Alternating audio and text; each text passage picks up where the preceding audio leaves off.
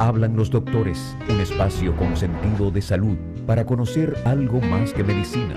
Con los doctores Eladio Hernández, psicólogo.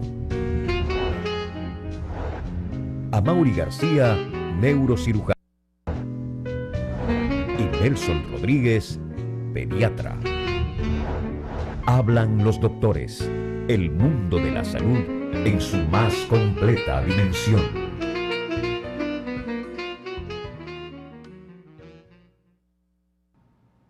Muy buenos días, amigos televidentes. Este es su programa de salud y de algo más, una revista que propone abordar los temas de salud en el más amplio sentido de la palabra. Y también tocamos temas sociales vinculados al palpitar nacional e internacional. Muy buenos días, Eladio Hernández. Buenos días, Amaury García. Te siento un poco... ¿Cómo me sientes? Dime. Como que no dormiste lo suficientemente bien. ¿Y por qué? Porque tú siempre tienes un entusiasmo y arrancas regularmente en las mañanas con mucha energía. ¿Qué pasa? Lo que pasa es que cuando la semana va cayendo, pues ya así mismo tú vas terminando. Pero mira, Eladio, caramba, yo pienso que la República Dominicana, en materia de salud, ese llamado que hacen los sectores que están vinculados a la salud, entre ellos psicólogos, enfermeras, bioanalistas, camilleros, o sea, todo el personal de apoyo que tiene que ver con el Sistema Nacional de Salud, el Servicio Nacional de Salud, está pidiendo el aumento del presupuesto para salud. Y de alguna manera pienso que se ha hecho un consenso que el 5% para la salud es una necesidad, como se ha logrado el 4% para la educación. De la cuna a la tumba, ahí tenemos que la medicina abarca desde antes de nacer hasta que nosotros nos morimos, o sea, que necesariamente se necesita un pacto en salud. Yo creo que es necesario seguir insistiendo en que el gobierno entienda la necesidad de que no necesariamente hay que comenzar con el 5%, hay que hacer un plan a 5 años, cada año vamos a aumentar un 1%, pero ese escenario que veíamos en los hospitales como el Francisco Moscoso Puello, atestado de pacientes, ese escenario que vemos en los hospitales como el Padre Villini, es simplemente la expresión de un sistema que ya colapsó, definitivamente. Eladio, en el día de hoy tenemos a un joven urólogo, el doctor David Soriano, y hoy nos va a conversar el doctor Soriano, a quien les damos los buenos días doctor Soriano. David Soriano es urólogo y se dedica sobre todo a lo que es la parte mínimamente invasiva. Tú sabes que la cirugía, desde lo clásico, antes hablábamos de que un cirujano grande tenía que hacer una gran incisión y hoy día pues la cirugía cada vez más está haciendo aberturas más pequeñas. Por ejemplo, los cirujanos generales que sacan la vesícula casi ya no hacen esas incisiones, sino que utilizan un pequeño instrumento, una especie de cámara, entran a la cavidad abdominal y entonces por esa vía hacen pues sus procedimientos. O sea, casi es jugar Nintendo ahí dentro del cuerpo de la gente. De alguna manera pudiera parecernos eso, sin embargo, vemos que los resultados son muy satisfactorios. Adelante, doctor David Soriano, urólogo y dedicado a la cirugía endoscópica, la cirugía mínimamente invasiva. Así es. Bueno, muy buenos días y gracias por su invitación a su programa. Y sí es un tema interesante de manejar con relación a los procedimientos mínimamente invasivos en urología, principalmente porque cuando los órganos urinarios que van desde el riñón, la vejiga, la próstata, principalmente en el caso de los hombres la próstata y también obviamente procedimientos urológicos en las mujeres, eran de las incisiones donde más dolían y de las más grandes, ya que para abordar el riñón era necesario hacer una incisión debajo de las costillas de aproximadamente algunos 15 o 20 centímetros, wow, y en el cual dejaba mucha morbilidad a los pacientes. ¿Morbilidad qué usted quiere decir con esto? De que el periodo de recuperación era más largo, aproximadamente 3 meses con mucho dolor, molestias, se perdía la sensibilidad de parte del abdomen y aún así no te garantizaba en caso de piedras de que podrías extraer todos los cálculos o todas las piedras. En caso de piedra. En caso de que sea una cirugía de piedras de O sea que riñones, los por ejemplo. urólogos son los que se encargan de hacer este procedimiento. Claro que sí. Las piedras, y es un tema interesante ahora que usted lo menciona, por ejemplo, las piedras o litos en los riñones, muchas Litos. veces, litos también como se Se llama. les llama piedra, cálculos o litos, ¿no? Ajá, así es. Entonces esto, muchas personas piensan desde que tienen una que tomándome algún remedio la voy a desbaratar. De repente si fuera así, es el que se invente eso se va a hacer rico obviamente primero. De todas las piedras que hay, las menos frecuentes son las de ácido úrico y son las que con un medicamento pueden irse diluyendo. Después ninguna piedra se diluye. Si fuera, ¿Cómo se forman las piedras, los cálculos en la vía urinaria? ¿Se pueden formar en el riñón o se pueden formar solamente en la vía urinaria? ¿Y ¿Cómo por es? qué piedra? sí las piedras están formadas principalmente tienen varias causas primero. Todavía no se sabe bien por qué en algunas personas o en algunos, por qué en un riñón sí, en otro no, por qué si dos personas viven juntas, si fuera por dieta y comen lo mismo, los dos tendrían piedras. Sí. También si tienes dos riñones debería tener piedra en los dos riñones. Hay muchas causas de piedra, pero de repente si ya está ahí, lo primero es eliminarla, ver si puede orinarla. Si no puede orinarla, entonces hay que entrar y sacarla. De estos procedimientos, dependiendo de la localización de la piedra, dependiendo del tamaño de la misma, sería el abordaje de ella. O sea, ¿dónde es más frecuente que nosotros tengamos las piedras, los famosos cálculos? ¿En qué ubicación? ¿En la uretra, en la vejiga, en el riñón, en los uréteres? Explíquenos eso, doctor David Soriano, urólogo que hoy nos visita, sobre todo con los temas de la cirugía endoscópica. Bien, las piedras primero se forman o es más frecuente en los riñones, pero a veces se quedan ahí y como los conductos del riñón son más amplios, no dan síntomas muchas veces. Empiezan a dar síntomas cuando empiezan a descender a través del urétero, de lo que es el conducto que lleva la orina a la vejiga. Ahí es donde se vuelven muy sintomáticas. Entonces, ya después que llega a la vejiga, puede mejorar un poco los síntomas hasta que vuelve de nuevo y trata de ser expulsado por la uretra. Aquí vuelven a ser muy sintomáticas de nuevo y pueden producir inclusive hasta insuficiencia renal. Y es increíble que en los planes de salud de nuestro país, por una cosa o la otra, dentro de la cobertura del plan básico de salud no tiene cobertura para el tratamiento de muchas piedras. Sin embargo, cubre la diálisis. Si tienes un paciente con piedra y no lo tratas, el riñón se daña. Y va a terminar en Y diálisis. termina en diálisis. Entonces te cubren el procedimiento consecuencia y no te cubren la causa. Y lo malo que tiene la urología en esto, por llamarlo de un sentido, es que es costoso, ya que para hacer procedimientos mínimo invasivos necesitamos tecnología. Necesitamos tecnología y son equipos muy delicados, son equipos, como le comento, muy costosos, pero que ameritan un mejor resultado. Pero doctor, ¿qué es lo que forma las piedras? Hay causas infecciosas, hay causas anatómicas, personas que nacen con riñones de una disposición o de una manera que hacen de que predispongan a formar piedras. Causas infecciosas en la orina, con infecciones produce sedimentos. A estos sedimentos se le agregan calcio. Sedimento en la orina. Sedimentos en la orina producen que se le agregue calcio y ese calcio entonces se aglomera y forma una piedra. Hay otras causas también metabólicas. Que es una obstrucción, obviamente. Sí, hay otras causas ya funcionales, fisiológicas, de personas que excretan más calcio de la cuenta o no tienen los factores protectores para evitar que las piedras se forman, como los fosfatos. Entonces esto hace de que se acumulen estos sedimentos y formen la piedra. Está demostrado, doctor, el hecho, o es un tabú, que los refrescos de cola favorecen la formación de los cálculos renales. ¿Eso está demostrado? En realidad se demostró de que no. ¿De que no? De que no. Porque la idea era de que los refrescos tienen mucho sodio. Okay. Entonces, al tener muchos electrolitos producen que esto se sedimente en el tracto urinario. Pero de ser así, otras bebidas hidratantes que tienen mucho más electrolitos también producirían piedras. Y no lo hacen. Lo que sí forma piedra es la persona... Comer mucho sancocho, por ejemplo.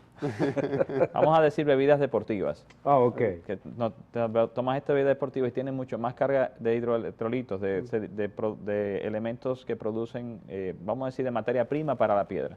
Entonces, en la realidad lo que pasa es que estas personas toman mucho refresco y no toman agua.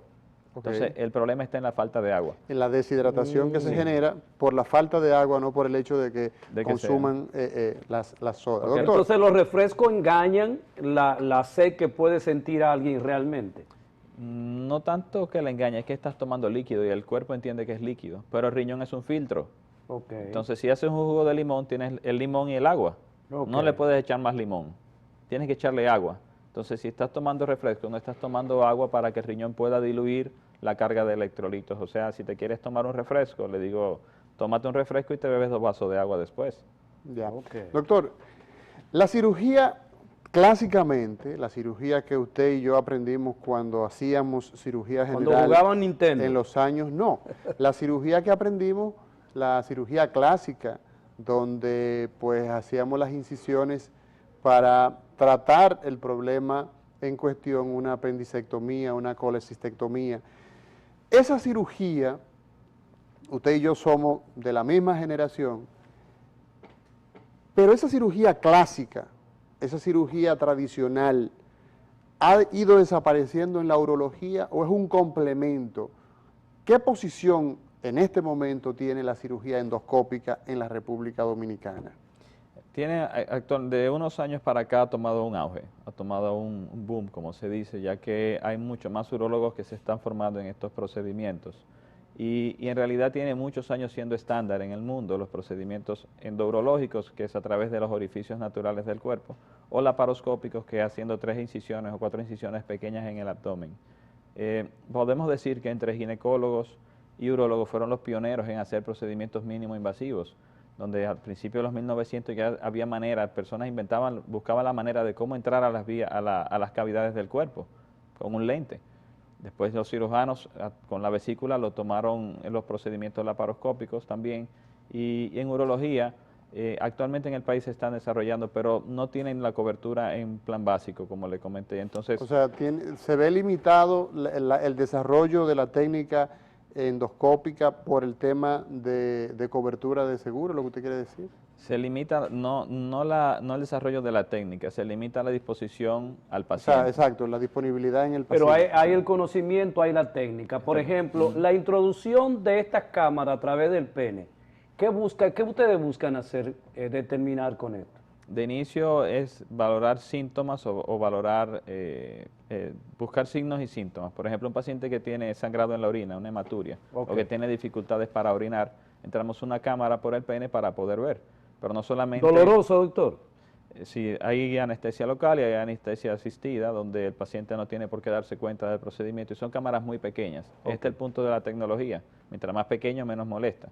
Pero y no solamente a través del pene para llegar a ver la próstata o llegar a ver la vejiga. Podemos inclusive llegar hasta los riñones, Hasta los riñones, doctor. por vía endoscópica. Entonces, o sea, las vías urinarias, ¿usted podría explicarnos a nuestro público cómo está constituido desde el punto de vista anatómico? Bien. O sea, ¿cuál sería el tránsito, para formular un poco mejor y los amigos televidentes se orienten? ¿Cuál sería el tránsito que usted haría para llegar a los riñones desde el pene? Si lo hacemos al revés es más fácil. Por Ok. ejemplo, la urología se encarga del manejo de las vías urinarias tanto del hombre como de la mujer y del aparato reproductor del hombre. Entonces, todo lo que tenga que ver con orina, ya sea inclusive por incontinencia urinaria en la mujer, lo ve un urólogo. Entonces, los órganos que el urólogo maneja son los riñones, uréteres, vejiga, próstata, uretra, pene, testículos. Pero ahí me confundió, doctor, porque usted habló de uréteres y luego dijo uretra. ¿Cuál es la diferencia? ¿Existe alguna diferencia? Sí. ¿De dónde a dónde va uno? Sí, los uréteres son los conductos que llevan, el riñón produce la orina, la forma, Ok, pero tienen que o sea, llevarla, el productor de orina es el El riñón. riñón. y la transporta a la vejiga, que es un almacén, a través Ok. de los uréteres. Después que la orina está almacenada Entonces en la tenemos, vejiga, de cada riñón sale un uréter. sí, Ok, entonces tenemos 2 uréteres. 2 uréteres, y puede haber más también por algunas malformaciones Ok. o cambios de la morfología, vamos a decir, de los riñones. Podemos tener más de un uréter. Más de en un uréter. Ok, Entonces, después que esté en la vejiga almacenada, tenemos la uretra, que es el conducto que saca la orina ya al exterior. Hay otro órgano que por su localización pertenece al urólogo, que es las glándulas suprarrenales, ok. que Wow. ya es una glándula que pertenece al sistema endocrino en realidad, pero por la ubicación que tiene, que está sobre los riñones, pertenece o la maneja el urólogo también. Perfecto. Pero usted habló de incontinencia urinaria. ¿hay adultos que pueden tener esta condición o es clásico de los niños en su crecimiento? Si en los niños en el crecimiento es enuresis, es la salida Enuresis. involuntaria de orina durante la noche. Ya en los adultos, hay personas que crecen con cierto trastorno anatómico, pero adoptan un estilo de vida y lo entienden que es normal. ¿Hasta qué edad es normal, doctor, que un niño se Moje haga la cama. pipí Ajá. o moje la cama? Hay algo interesante con esto, haciendo ahora un poquito de las cosas que uno habla con los pacientes con Ajá. relación a estos temas, y es que los pacientes a veces me dicen, mira, tengo un problema para orinar, o después que se operan de la próstata, cambia su patrón urinario. Entonces esto hace de que uno le explique, mira, cuando tienes un problema para orinar, puede ser la vejiga, próstata, diferentes cosas, hasta inclusive un paciente que le dio un derrame o un ACV, puede quedar con trastornos urinarios, porque la Ok. vejiga se le pierde la electricidad. Entonces esto hace de que ellos digan, mira, ya tengo 3 meses, 6 meses en esto, y le comento, ten paciencia, un niño aprende a hablar a 1 año de edad, y todavía aprende a controlar los esfínteres, aprende a dejar de pipí a partir de los 3 años. O sea, es más difícil hacer pipí que hablar. Wow. Entonces, si lo vemos desde ese punto de vista. Yeah. Y de repente debería de ser normal tal vez hasta los 6 años. Pero, Hasta los 6 pero es años. muy relativo. En los varones se prolonga un poco más el tiempo que en las hembras. E incluso, en muchos casos, cuando se observan problemas de este tipo, ya en niños que sobrepasan quizás los 10 años, muchos expertos recomiendan que ustedes, Sí. los psicólogos, pues les den asistencia. Pero bueno, hoy Que conversamos. Inclusive antes, excúsame a Mauri, Sí. antes de hacer un diagnóstico, nosotros enviamos primero al niño al urólogo para determinar si es un problema orgánico o si es un Claro. problema psicológico. Correcto. Claro, Para es así. descartar estas posibilidades. Hoy conversamos con el doctor David Soriano, quien es urólogo y sobre todo se dedica a la endoscopía, a la cirugía mínimamente invasiva. Doctor, usted decía en un tramo de su conversación que cuando usted introduce esa pequeña cámara indolora en muchos casos donde el paciente no se percata si se utiliza, por ejemplo, anestesia asistida con un experto de este mundo tan interesante como es la anestesiología o la anestesia local. ¿Qué se busca en el tracto de la uretra? ¿Cuáles son las principales enfermedades que ustedes encuentran en este trayecto? Bien, de inicio lo que primero valoramos es la historia clínica con el paciente. Que ¿Perdón? sí, ¿Cómo usted? historia clínica. Ok. O sea, el interrogatorio es muy importante. Aún hoy con la cirugía robótica y con la cirugía endoscópica, ¿sigue teniendo valor la historia clínica? Claro, sigue siendo el 80% del diagnóstico. Entonces, Wow. cada vez que vamos a hacer algo es O para sea, que tenemos que confirmarlo. seguir siendo médicos y psicólogos, hablando con la gente. Eso es lo que el doctor David Soriano, quien es muy joven, nos está diciendo. Sí, la idea es que primero los estudios se hacen para tú confirmar algo.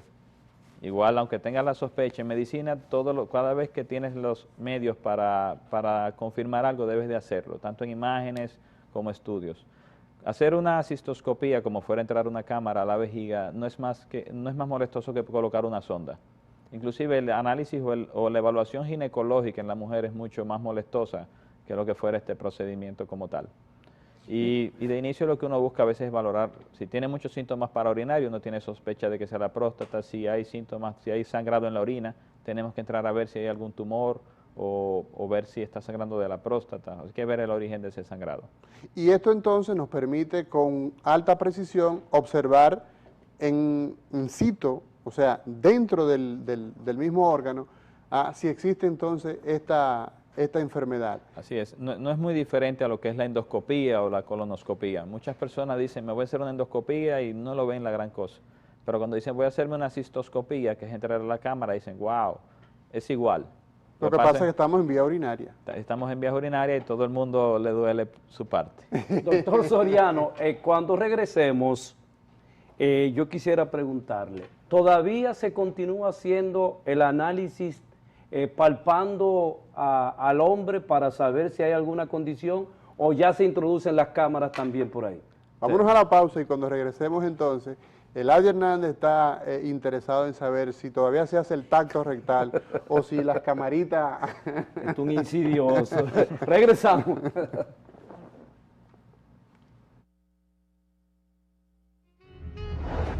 Hablan los doctores, un espacio con sentido de salud para conocer algo más que medicina. Con los doctores Eladio Hernández, psicólogo. Amaury García, neurocirujano. Y Nelson Rodríguez, pediatra. Hablan los doctores, el mundo de la salud en su más completa dimensión. Dejamos una pregunta en el aire acerca de los procedimientos para determinar qué pasa con nosotros los hombres, pero tengo entendido, Amaury, que tú cada 6 meses te haces No me toca todavía. No te toca. Yo soy un bebé, muchacho. Un bebé. Pero Doctor, ¿qué pasa con este examen vía rectal? vimos cuando el doctor llegó acá, que todos los muchachos se pegaron a la pared, o sea que le tienen miedo al urólogo. Bien. El examen prostático, el tacto rectal, ¿se sigue realizando hoy día, doctor? Sí, claro que sí. Y es parte del examen físico y parte del interrogatorio que hablábamos que nos da la idea. Ajá. De repente, muchas veces que conozco personas en grupos sociales, me dicen, eres urólogo, déjame verte las manos. es lo primero que me pregunto y después me dicen de buscar un ambiente, mira, tengo que irme a evaluar. Realmente ya hay mucha conciencia con relación a la evaluación prostática y eso es bueno. De repente antes pensabas que en un colmado, 4 amigos jugando dominos, decían, uno de ellos no quería ninguno decir que fue al urólogo, porque era un motivo de vergüenza.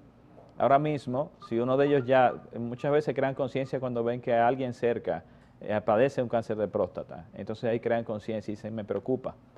Y ahora cambia, ahora de los 4 que están jugando, uno dice, mire, ya yo fui al urólogo y ustedes fueron. Exacto. Entonces le crea conciencia y le va tomando. ¿Por qué el examen rectal? Fuera la pregunta. Cada vez que viene un paciente, primero, si tiene un familiar que tiene un cáncer de próstata, debe de evaluarse a partir de los 40 años. Si tienes un familiar directo, porque tienes una incidencia mucho mayor de padecer de cáncer de próstata. Por eso una primera evaluación a los 40 años es mandatoria. Ya si no tienes incidencia... A los 40 años. A los 40 años. Eso es si tienes algún antecedente. antecedente. Si tienes antecedente. Un ¿Y qué tío- pasa si el antecedente no es con el padre, sino con la madre, con relación a algún tipo de cáncer? Fuera un familiar de segundo o tercer grado. Todos los cánceres no, tienen diferentes orígenes, pero obviamente, aunque haya historia de cánceres en la familia, sea de un órgano u otro, se relacionan a que pueda haber mayor incidencia de que... Ok, La excelente. la cirugía endoscópica, doctor. La cirugía endoscópica, ¿trata la patología prostática? ¿Se puede realizar cirugía endoscópica a través del pene, entrar a través de la uretra hasta llegar a la próstata? Sí, pero no por cáncer. Se No puede por hacer cáncer. esa cirugía mínima invasiva sin incisión, ninguna incisión, no afecta la incontinencia, o sea, no afecta la continencia de orina ni afecta la función eréctil.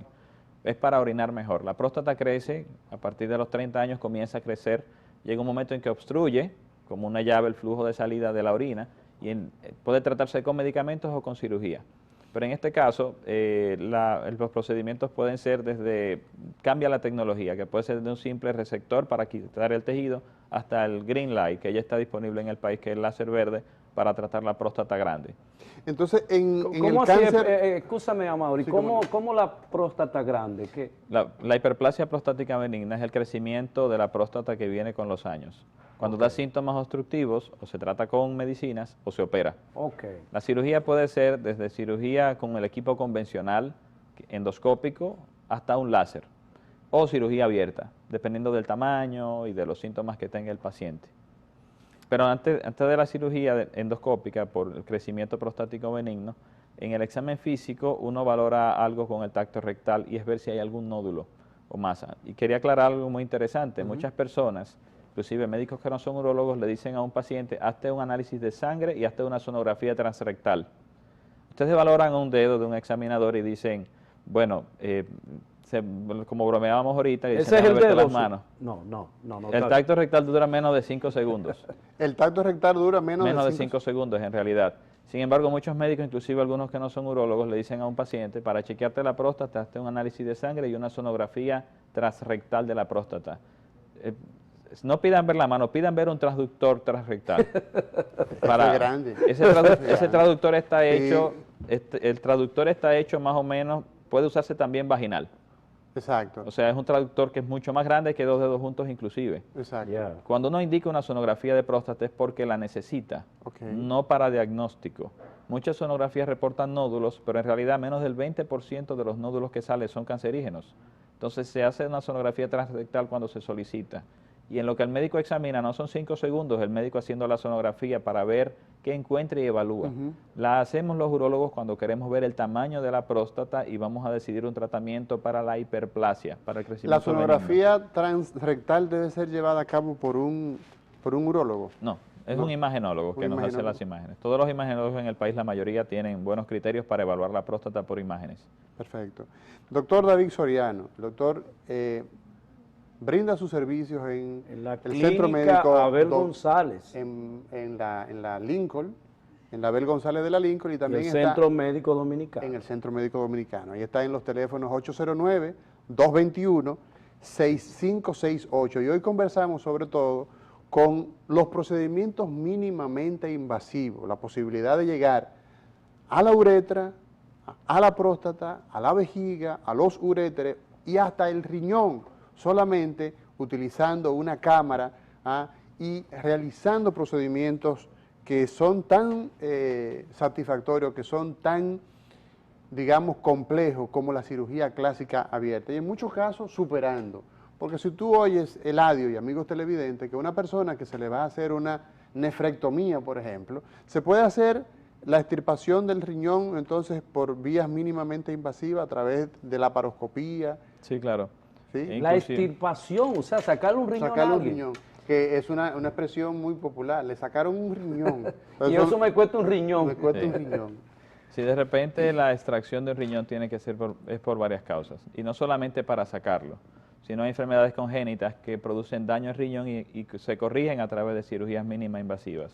¿Como cuál, por ejemplo? Por ejemplo, hay personas que nacen con una estrechez entre la unión del riñón y el tubo de drenaje del mismo, del uréter. Eso es una estrechez ureteropiélica, tiene una corrección laparoscópica. La ventaja de los procedimientos mínimos invasivos es que puedes tener, por ejemplo, te operas hoy, ya al otro día puedes estar en tu casa. Menos dolor, menos sangrado. Entonces deben ser, mira, estos procedimientos, escúchame, doctor Soriano, son procedimientos que es una tontería el no incluirlo, puesto que estamos hablando de que el tiempo que... ¿No tú incluirlo requieres- dónde, Amaury? No, en el plan básico de salud. Es una bobada no tenerlo incluido en el plan básico de salud, porque tú tienes un paciente que cuando tú le haces una nefrectomía, o sea, tú lo llevas a cirugía abierta, que tiene sus indicaciones, obviamente, porque no es que se ha abandonado la cirugía tradicional, versus un paciente que tú le entras 3 tubitos en el abdomen y realiza la extirpación. Ese Wow. paciente tú lo tienes en su casa al otro día y lo tiene incorporado ya al medio laboral en la próxima semana. Es una bobería, es más barato cuando tú analizas riesgo de infección disminuido, incorporación del paciente, menos dolor, menos sufrimiento, Menos medicamentos. menos medicamentos. Estamos hablando de que la cirugía moderna ha llegado para quedarse, pero nuestros planes médicos tienen que incorporarlo, sobre todo la parte legal, que es lo importante. Doctor Soriano, ¿qué tan frecuentes, qué tan abundantes son las enfermedades urológicas en nuestra población? Es bueno hablar a manera de ejemplos. Por ejemplo, el cáncer de próstata es mucho más frecuente que el cáncer de mama. ¿Cómo es? Así es. Lo que pasa es que los hombres no tenemos doliente. Todo hombre tiene una mamá. Y por lo tanto, cada vez que se habla, ¿cuántas campañas escuchas al año que se hacen de prevención y cuántos programas hay de prevención de cáncer de mama? Y también está la... Todos los programas del mundo. Sí, pero ¿Y por también qué? está la letalidad, doctor Soriano. El cáncer de próstata tiene una letalidad baja frente al cáncer de... ¿O no? Si no se trata. Si no se La trata. próstata es una enfermedad dentro de muchas. Hay pacientes que pueden tener un cáncer de próstata y no le das tratamiento y viven 10 años, 15 años muy bien. Sí, Pero hay pacientes que le diagnostican la enfermedad y en menos de un año ya es otra historia. sí, Entonces, no sabemos cuál es el cáncer de próstata agresivo y cuál es el no agresivo. es correcto. Entonces, tener esa información ahora es posible con la ciencia, pero tú saberlo es muy costoso. Estamos hablando de más de $20,000 hacer una prueba de que te diga, mira, tu cáncer es muy agresivo, trátalo. No vale la pena todavía, no está diversificado ese medio y no está en el país. Entonces, es información que uno maneja y uno tiene, y es muy individual también la próstata. Puedes tener 2 personas con los análisis que sean iguales y la evolución es totalmente diferente. Entonces es muy individualizado el cáncer de próstata. Para cada paciente es un tratamiento muy específico y tienes que valorar, dentro de la misma historia clínica que hablamos, qué expectativas tiene el paciente. Pero yo quiero que usted repita eso. ¿El cáncer de próstata es más abundante que el cáncer de mama? Sí, es más abundante. En todos los estudios En nuestra población. En nuestra población ronda un 20%. En algunos estudios que se han hecho en el oncológico y algunas investigaciones que hemos hecho particulares ronda más o menos en esa tasa. Pero en términos global, según las estadísticas de la Organización Mundial de la Salud, entonces se podría decir ciertamente que el cáncer de próstata es más frecuente, es más abundante que el cáncer de mama. Y en el hombre es el tumor más frecuente. Se utilizan datos de Estados Unidos. Es el cáncer más frecuente sacando el de piel. En intestino está muy cerca. Doctor, el cáncer Oye, de próstata... qué discriminación, ¿eh? Sí, ¿verdad? ¿Por qué no hay campañas masivas, doctor, con relación a esto? Hemos tratado eso, estamos en eso, inclusive tal vez ahora estamos en elecciones en la Sociedad Dominicana de Urología y posiblemente pertenezca a la sociedad y estamos motivando eso. ¿Usted está terciando en las elecciones? Sí, voy como secretario de la organización con la doctora Marlene Fernández y estamos auspiciando, queremos sangre nueva, por Dios. O sea, estamos hablando, las sociedades dominicanas o sea, las sociedades especializadas de médicos acá están llenas de personas ya que deben darle oportunidad a las nuevas generaciones. Entonces, ¿cómo se llama la doctora que encabeza la propuesta suya? La plancha suya. La doctora Marlene Fernández. ¿Y la plancha suya qué número es? No tenemos número. Ah, es única. Ahora mismo hay dos propuestas. O sea, somos pocos urólogos en el país, somos alrededor de 200 y realmente somos muy confraternizados, somos muy unidos, tenemos qué bueno, qué raro escuchar eso. Tuvimos un problema ahí con las sociedades de ortopedia que duraron un año, que eran dos sociedades, habían dos. Pero inclusive somos tanto así de que aunque tengas un plan lo expones, sea uno o el otro igual le da seguimiento a las, mira, es buena idea, lo voy a hacer. Qué bueno. No tenemos inconveniente con eso. Doctor, le preguntaba, el cáncer de próstata, tratado mínimamente invasivo, ya es una realidad en nuestro medio a través de la endoscopía, que usted pues maneja esta técnica habitualmente en su práctica, la técnica también laparoscópica. La pregunta que quiero saber ¿es el cáncer de próstata una enfermedad hoy día exclusivo de personas sobre los 70 años o se padece el cáncer en gente joven? Bien, muy buena pregunta y muy buena aclaración. Por eso hablamos de que debemos de, personas que tienen antecedentes de cáncer de próstata, debemos de evaluar a partir de los 40 años y cuidado si un poco antes, depende del tipo de enfermedad y de cómo vayan saliendo los laboratorios en los familiares. El rango más frecuente de diagnóstico ronda entre los 60 y 70 años. De diagnóstico. En términos generales. 60 y 70. Es donde más se diagnostica. Ya entre los 70 y 75 empieza también a ver, ya que mientras vas pasando la edad es mucho más frecuente o es más posible que desarrolles un cáncer de próstata. Se dicen estudios que se han hecho ya en autopsias de que a los 90 años el 90% de los hombres tienen un cáncer de próstata, pero no se ha hecho evidente y nunca le dio síntomas. O sea, tiene una manifestación subclínica, ¿no? Entonces, si empiezas un chequeo, el problema en el país es que muchas personas comienzan a chequearse tarde. Si empiezas a chequear la próstata a partir de los 50 años, y ya tienes 70, tienes 20 años evaluándote. Entonces, ya después de los 70 es poco probable que empiece a ver, que puede ser que desarrolles, pero aún así debe de seguir el chequeo. Pero el que comenzó a chequearse a los 70 años, tiene 75, apenas tiene 5 años de seguimiento. No sabemos cómo va a evolucionar y es donde la etapa donde puede ser más frecuente. Y ahora, con la misma ciencia nos ha permitido vivir más. Realmente la población dominicana se está envejeciendo y eso va a hacer de que los servicios urológicos cada vez sean más demandados. Entonces, ahora mismo, cuando tú ves una persona que lo veo en la consulta, tiene 75 años y me dice, mira, me levanto a las 6 de la mañana, corro 1 hora, me desayuno, me mantengo en forma, me tomo unos tragos en la tarde, en la noche con los amigos y me siento bien y estoy trabajando. Y tiene 75 años. O sea, ahora, para tú hablar de vejez, es después de los 80 años, donde algunas personas que se cuidan o se mantienen en salud, empiezan a sentir los síntomas de decaimiento, vamos a llamar. Pero aún así tengo pacientes de 80 y 81 años que me dicen que tienen relaciones con su pareja. Dicen, bueno, si quieres tenerlo, hay opciones para lograrlo. Y son personas saludables. El crecimiento de proporcional en algunos hombres de las bolsas que sostienen el pene. ¿Por qué se produce esto, doctor? Los testículos. Exactamente. Bien, ahí el escroto o bolsa, donde se alojan los testículos, puede crecer por una hernia o por un hidrocele, a la acumulación de líquido alrededor del testículo. En caso de que tengan alteraciones estéticas, vamos a decir, si se corrigen esto y todavía el escroto o la bolsa es muy redundante, hay procedimientos estéticos de los cuales también hice entrenamiento para corregir eso. Tener un escroto muy grande haría de que el pene se vea más pequeño y es simplemente una cirugía, vamos a decir, estética que se puede realizar y es de alta satisfacción para a las personas que se le ha hecho, se sienten muy satisfechas con el procedimiento. Las etapas, doctor, en que el cáncer de próstata, nosotros en muchas ocasiones tenemos parientes y nos reportan entonces que se le ha tomado una biopsia y existe una jerga, una clasificación de estas enfermedades. ¿En qué momento se opta por hacer una cirugía radical, sacando toda la próstata, o un tratamiento de tipo radiocirugía, en fin, atendiendo a la etapa? ¿Existe alguna diferencia en esto? Sí, de repente el gol estándar es la cirugía, ya sea abierta. La cirugía. Cirugía Okay. es lo que se debe de hacer, sea abierta, sea laparoscópica o sea robótica. Ahora, Okay. dijimos que la próstata es muy individual. Uh-huh. Cuando un paciente se decide hacer tratamiento es por dos razones. Tiene una esperanza de vida de más de 10 años y el tumor está localizado.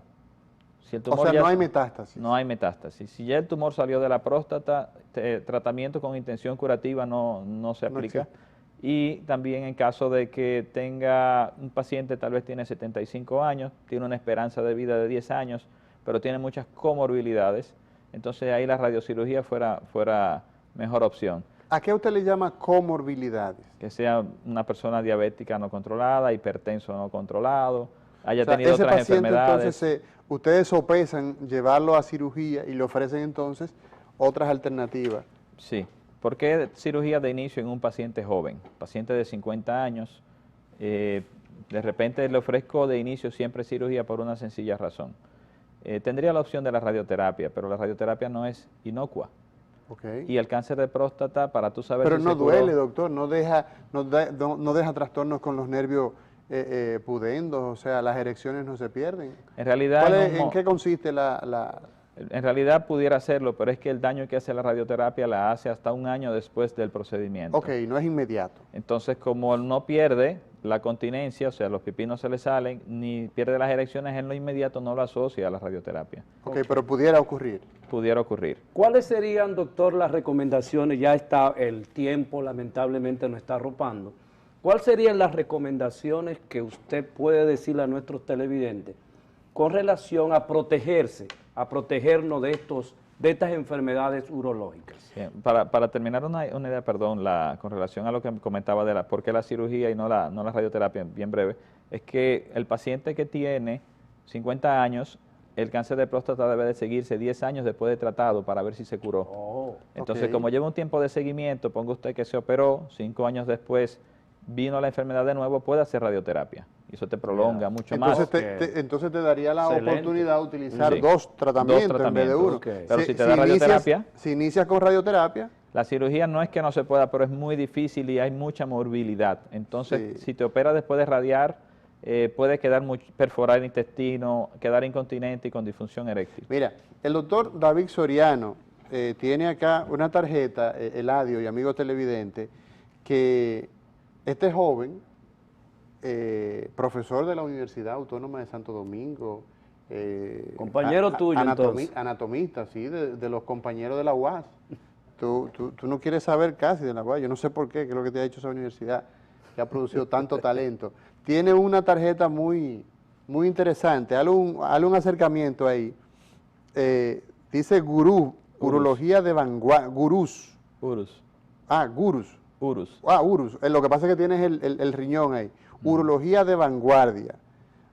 Repetimos calidad que de vida. el doctor David Soriano, quien ha sido el invitado de hoy, pues está disponible en el 809-221-6568 en Medicina Avanzada, Abel González de la Lincoln, y en el Centro Médico Dominicano. Doctor, Y en el Centro de Ginecología y Obstetricia estás tú, Amaury, en el 809-475-8999. eso es para una cirugía neurourológica. Tú sabes que te iba a comentar a Mauricio que, por cierto, hay muchos pacientes que debutan con dolor de espalda. Sí, Nunca se han chequeado, de repente dicen, me duele la espalda. sí. Van al ortopeda, van al neurocirujano, cuando lo evalúan, tiene una lesión, una masa en una vértebra. Sí, ya Cuando como, terminan de evaluarlo, era la próstata. Es Sí. lo malo, el cáncer de próstata no da síntomas. Cuando da síntomas es porque ya es muy tarde, está muy avanzado, ya no hay nada que hacer. tenemos muchos casos, David, Eladio, amigo televidente, de pacientes que llegan con dolor de espalda, como bien dice. Pero yo no creo que debemos despedirnos diciendo eso que usted dice, doctor, No, que no hay nada que hacer. En el caso de que no se chequen, en lo que usted me preguntaba ahorita es lo interesante. Mantener un estilo de vida saludable ayuda para todo. El cigarrillo hace daño para todo.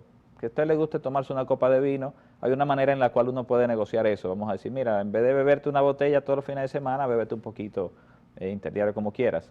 Y también los chequeos, las evaluaciones periódicas. En el caso de urología, después de los 50 años, debe de tener un chequeo anual para ver cómo va todo. Y a veces hay algo de que cuando te vas haciendo los estudios ves una pequeña diferencia y ahí te prende la antenita y te evalúas.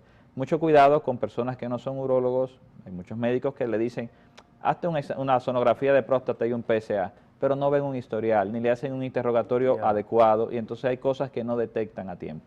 Bueno, señores, el tiempo es inclemente. Hemos tenido en este día un banquete con un joven urólogo, el doctor David Soriano, reiteramos, está en la clínica Abel González y está en Centro Médico Dominicano en el 809-221-6568. Pasen muy buenos días. Muchas gracias.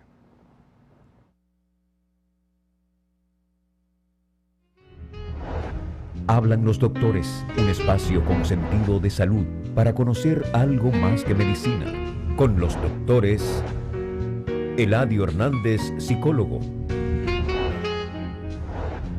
Amaury García, neurocirujano. Y Nelson Rodríguez, pediatra.